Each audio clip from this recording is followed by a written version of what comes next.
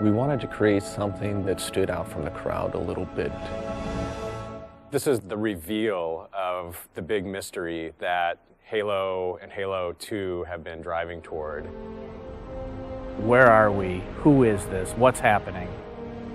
The Covenant have uncovered something that is immense. It's this gigantic Forerunner structure that just looks huge.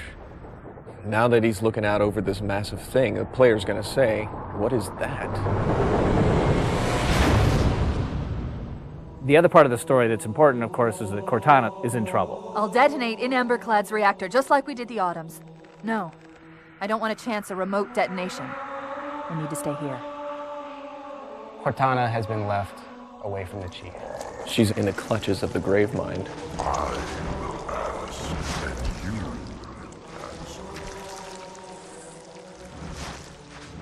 All right. Shoot.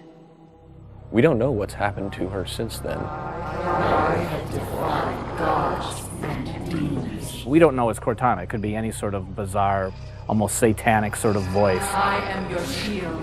I am your sword. Something seems wrong. I know you. Your past.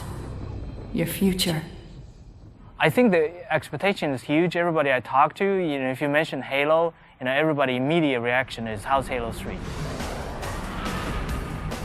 I think what is going to strike people is the scale. That's real stuff way out there. I mean, we pushed it as far as we possibly could push it. We always wanted to have that epic feel, but due to the limitation of technology, it always fell short.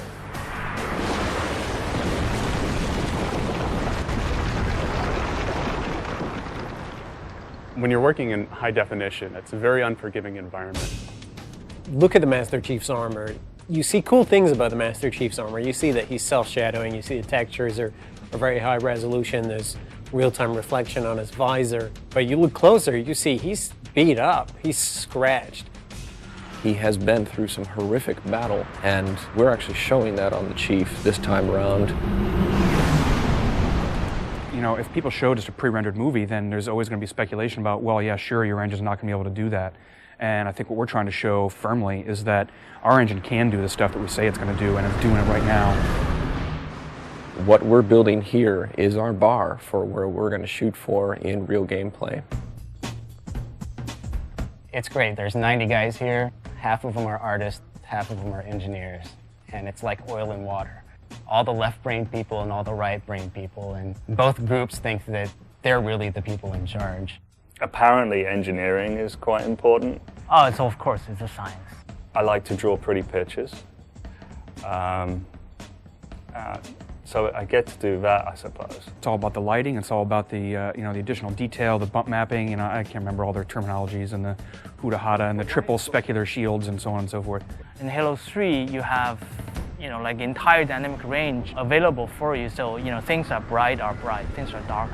You have the whole contrast there. For example, the sky. It's a new way of doing our sky, like from Halo 2. Every now and then, it'll catch my eye still, and then realizing, wow, I can't believe we're able to pull that off. For the announcement, it's gone really well. It hasn't been as much of a monkey shit fight as it could have been. Poon would be people make decisions that affect us and they don't really worry about it. Like, oh, it's all right, the sound guys will figure it out at the end of the chain.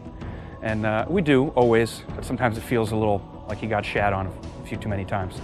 Everyone else is prolonging my part of the job. I'm actually just making it better.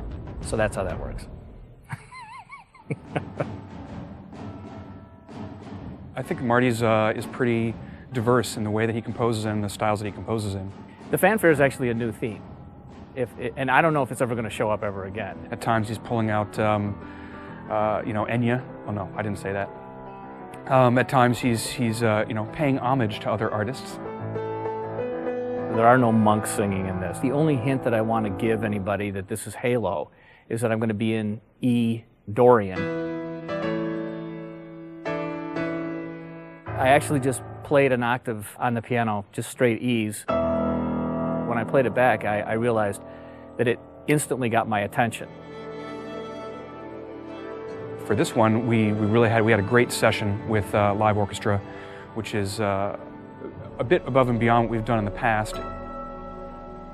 Master Chief is coming out of a desert, blowing heat, wind, completely obscured.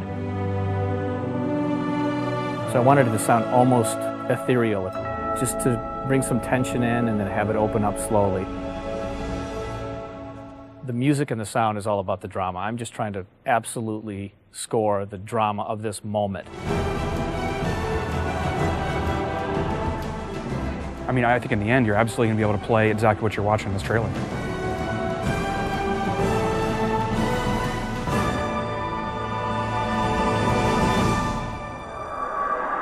This is Spartan 117. Can anyone hear me? Over. Well, we had such a great ending to Halo 2, where Master Chief said, I want to finish the fight. Master Chief, you mind telling me what you're doing on that ship? Sir, finishing this fight. Which had most Halo players universally screaming and throwing their controllers at their TVs because they didn't get to finish the fight. Well, I didn't say anybody threw their controller. They might have dropped it in amazement. You won't just finish one fight, you'll finish all of the fights that you started in Halo 1. I think we're trying to raise an awful lot of questions about what on earth is going to go on in this game. No pun intended. We want this to be the Return of the King. We want this to be the final chapter in an epic trilogy. It's coming, and part of it's already here.